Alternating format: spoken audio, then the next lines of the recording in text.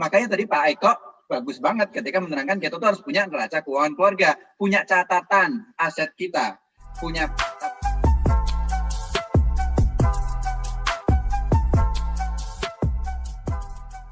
cash is the king, tapi tadi ditambahkan oleh Pak Teguh, but cash flow is the queen ya. Jadi memang queen dan king ini nggak boleh jauh-jauh, memang berpasangan kemana-mana, sudah jamak seperti itu kita ketahui ya. Nah, tetapi gini, kami mau mengajak Anda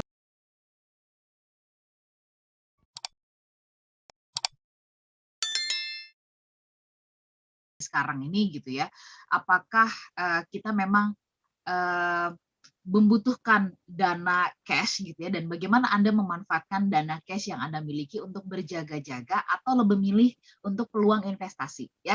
Jadi mana yang Anda pilih ketika Anda punya uang cash sekarang ini, itu Anda pilih untuk jaga-jaga sebagai dana darurat gitu ya, dan sebagainya, atau Anda pilih untuk berinvestasi karena juga lagi viral banget di mana-mana ngebahas tentang investasi. Jadi ini saking semangatnya ya, semua memilih untuk berinvestasi. Saya tidak mengatakan semua, tetapi banyak di antara masyarakat yang memilih untuk investasi. Baik Pak Eko dan juga Pak Teguh, kita sambung ya. Jadi ini adalah pengalaman yang benar-benar terjadi ketika saya ngobrol dengan seorang ibu yang dia di zaman susah seperti sekarang ini ya, pada saat pandemi mengatakan punya apartemen banyak begitu, tapi untuk menyewakannya itu juga susah banget gitu. Punya rumah sekian ribu meter gitu, tapi ya juga pada akhirnya untuk urusan mengurusnya ya, mengelolanya itu juga sangat-sangat membutuhkan dana begitu ya. Punya ini, punya itu, aset dan tanah, lalala dan sebagainya banyak sih gitu ya. Tapi ketika berurusan dengan cash ini repot begitu. Nah, apa tanggapannya Pak Eko? Apakah memang semestinya nggak boleh tuh semuanya dijadiin barang atau dijadiin aset begitu? Silakan Pak. Bener banget Maula. Jadi itu pengalaman yang bagus buat di-sharing ya dari rekan Ibu tadi. Makanya kita itu perlu membuat yang namanya neraca keuangan keluarga, Mbak Ola ya, neraca keuangan pribadi. Di mana kita bisa dan harus melis aset-aset kita itu apa saja, utang-utang kita itu apa saja, sehingga kita tahu nilai kekayaan bersih. Nah, dalam konteks topik kita kali ini, banyak orang yang punya aset banyak, ya, asetnya besar, tapi ternyata tidak liquid, ya, karena Oke. tidak memahami rasio-rasio keuangan yang sehat. Nah, sebetulnya pengelolaan keuangan di keluarga itu kan bisa dianalogikan sebagai pengelolaan keuangan di perusahaan. Makanya perlu ada yang namanya budget, perlu ada yang namanya arus kas, perlu ada yang namanya neraca keuangan. Salah satunya untuk menghindarin jangan sampai kita memiliki aset banyak tetapi ternyata asetnya semua tidak liquid. Ya, Ya. jadi aset kita itu harus dibagi menjadi aset yang liquid dan aset yang tidak liquid. Yang tidak liquid itu harusnya adalah aset-aset jangka panjang, ya. Sementara aset-aset liquid itu dibutuhkan untuk kaitannya dalam kondisi-kondisi tertentu, seperti dalam kondisi pandemi seperti ini ya. Kita bisa kehilangan misalnya nih ya, beberapa contoh banyak yang punya kos-kosan karena sudah pensiun gitu ya. Jadi itu sebagai passive income untuk menghidupi keluarga. Tapi dalam kondisi pandemi tiba-tiba kos-kosan itu kosong sama sekali gitu. Nah, kalau kita tidak punya keleluasaan dalam hal cash yang lainnya, dalam hal ini misalnya emergency fund, ya maka walaupun kita punya aset banyak, tetapi kita tidak dapat kayak kayak kita bisa jualan, tapi nggak ada fresh money yang datang karena diutangin semua gitu. Kalau ini betul-betul kita nggak bisa jualan. Nah, makanya perlu banget mengetahui kira-kira dari aset kita itu berapa sih yang seharusnya liquid dan kalaupun ada yang tidak liquid itu perlu dibatasi seperti apa. Ya, itu nanti Pak Teguh bisa cerita tuh rasio cash itu harusnya berapa sehingga dalam kondisi-kondisi tertentu kita bisa mengatasi kesulitan karena kita punya aset-aset yang liquid ya, yang kita mudah untuk kita cairkan. Jadi memang cash is king ini ada dua sih aspeknya Mbak Ola ya. Satu untuk ke lapangan, ya. Jadi ke lapangan itu maksudnya dalam kondisi darurat kita masih memiliki darah, ya, masih Iya, memiliki nafas. Dan yang satu masih bisa lagi bernafas.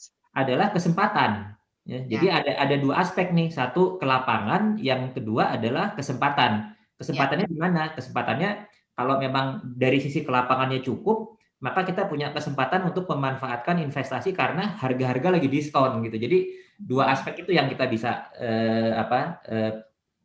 manfaatkan dalam kondisi seperti ini.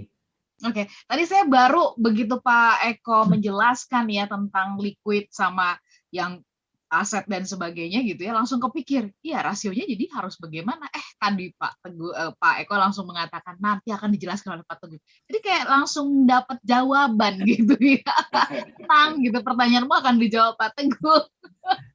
Nah, Kirain Pak Teguh, gimana itu rasionya? Ini kayaknya kita makin nyambung ya Pak ya, bertiga ya, connect gitu loh. Jadi Pak kirain Eko menjelaskan apa, saya langsung muncul pertanyaan, kayaknya Pak Eko udah bisa menjawab, tenang bawalah itu nanti dijawab Pak Teguh.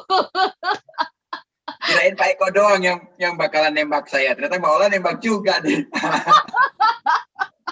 Ya, Karena udah di sini. Gimana Pak pembagian atau rasionya itu sebenarnya harus berapa banding berapa atau itu nggak bisa disamaratakan karena itu juga melihat kepada kondisi setiap orang begitu. Silakan Pak Teguh. jadi prinsipnya begini, liquid itu minimal kalau kondisi normal kan kita selalu bilang tuh 3-4 kali dari pengeluaran. Jadi based on pengeluaran kita. Ketika pengeluaran Anda 10 juta, ya minimum 30-40 juta ada di cash. Tapi itu kondisi normal.